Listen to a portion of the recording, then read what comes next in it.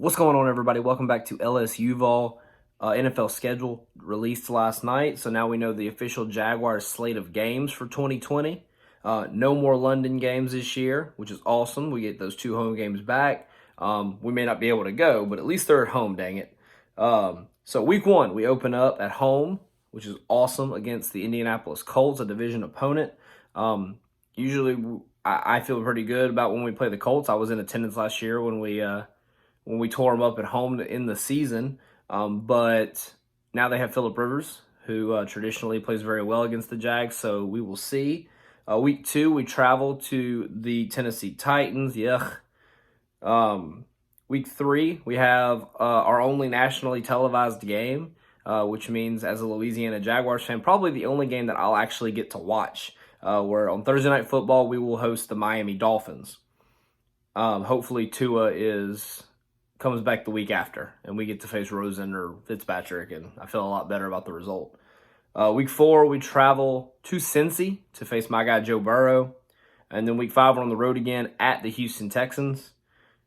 Week 6, we're back at home against the Detroit Lions, and then in week 7, we get a bye week, which is a good spot to have your bye week. I, for one, prefer it like week 8 or 9 to kind of break up the season. But after that, we're going to have a stretch of 10 in a row.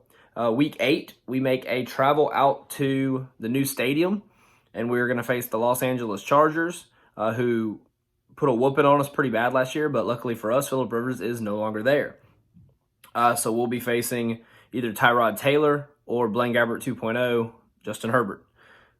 Week 9, we're back at home against the Houston Texans. I always look for us to have a chance to split the series against Houston every year. Last year, we should have beat them at their place. Bad call on the 2-point conversion to win the game. Week 10, we travel to Green Bay. This is a game I wish I could go to, but with my schedule, with my job, it's just not possible. I've always wanted to go to Lambeau. It's a bucket list thing as a football fan. But this is the Aaron Rodgers prove I still got it tour.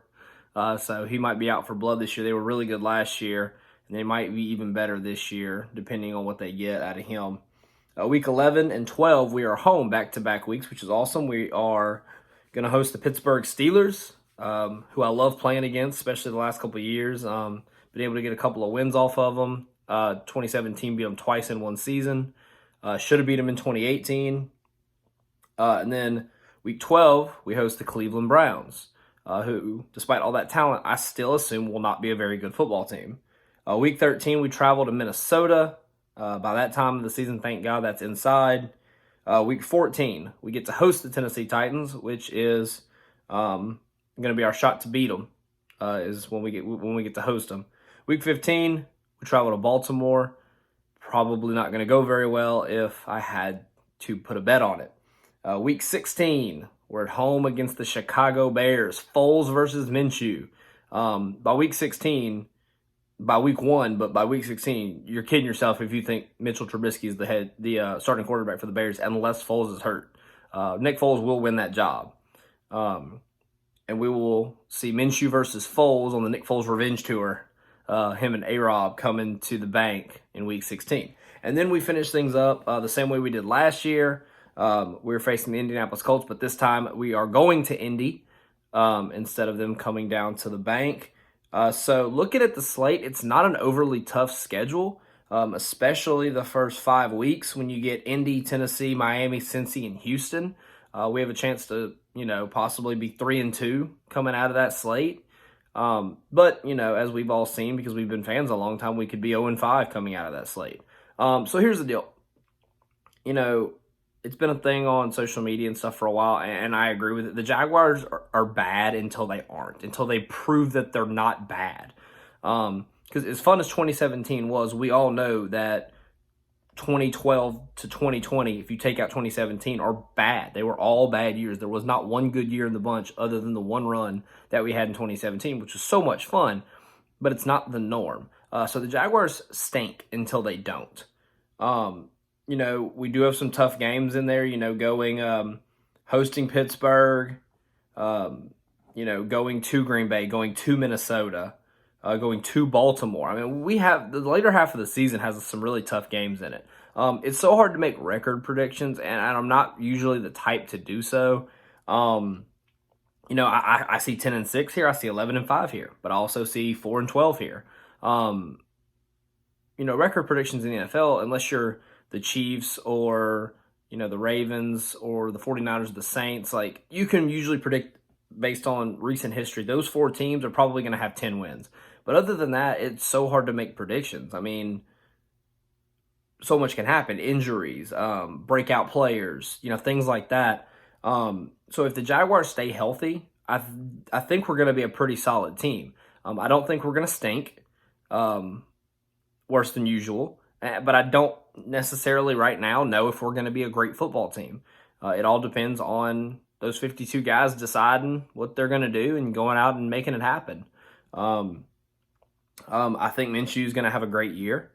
I really think that he deserves 2020 to be the dude. 2021 is totally up to him. If he isn't the dude, then 2021 we go draft a quarterback. And if he is the dude, then we go draft people around him. It's simple as that. It's the way football works. You either have the quarterback or you don't have the quarterback. And we will get to see in 2020. We'll have 16 chances this year instead of 12 with Minshew to see if he is, in fact, the dude. The defense is going to be better, I think. I mean, obviously you lose Calais and A.J. Boye, and those are huge losses.